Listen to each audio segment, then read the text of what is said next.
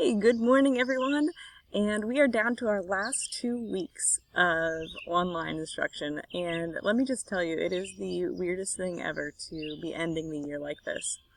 So we're going to end with, I hope they had a good long weekend.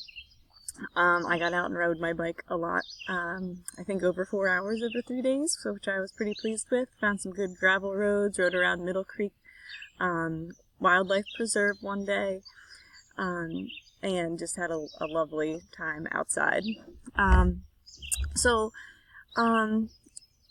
We are going to end our force and motion unit this week talking about balanced and unbalanced forces and finding the net force, and a little bit about a thing called Newton's laws.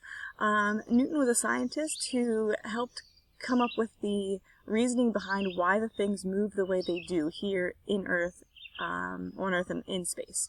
So I just wanted to do a quick demonstration before getting into what we did.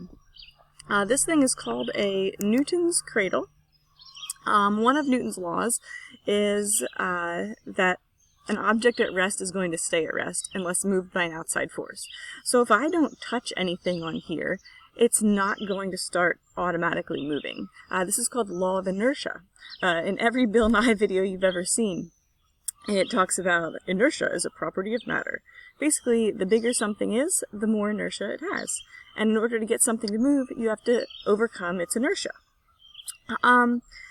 So, likewise, here's how Newton's law works. I'm going to apply an outside force to this. It's called a Newton's cradle. And I'm going to let this ball go.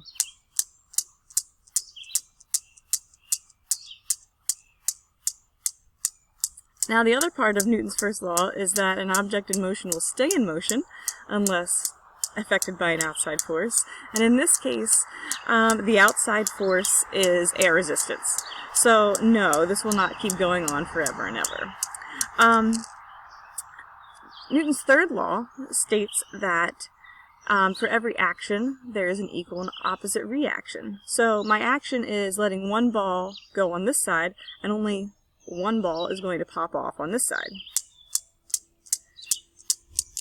If I drop 2, guess how many is going to pop off the other end? 2. Here's where it gets a little crazy.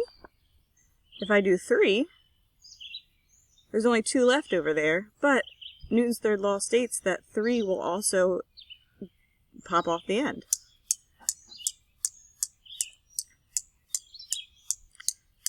Same with 4.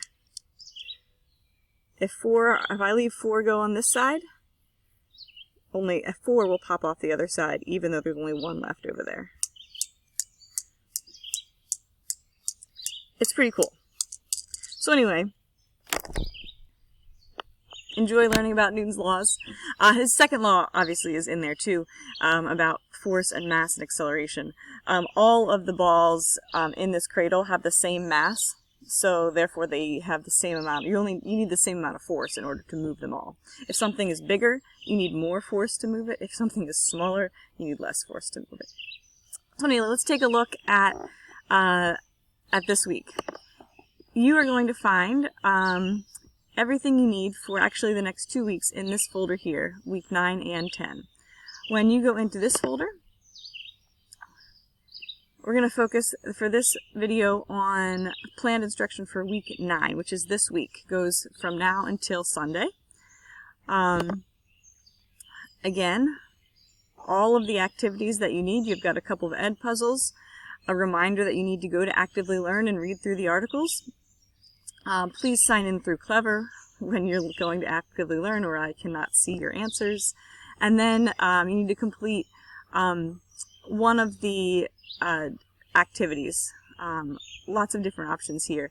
And again, to get to the directions, you'll see those here. Again, 2 videos, 2 articles, complete 2 review activities, and 1 in the real world activity. Satisfactory is 5 activities this week. And all of the directions are found here. As always, please make sure you read the directions to make sure that what you submit is actually meeting the requirements of the activity. And then, of course, check for feedback and make sure that everything is satisfactory. Have a great week and enjoy the lovely weather, and I will talk to you soon.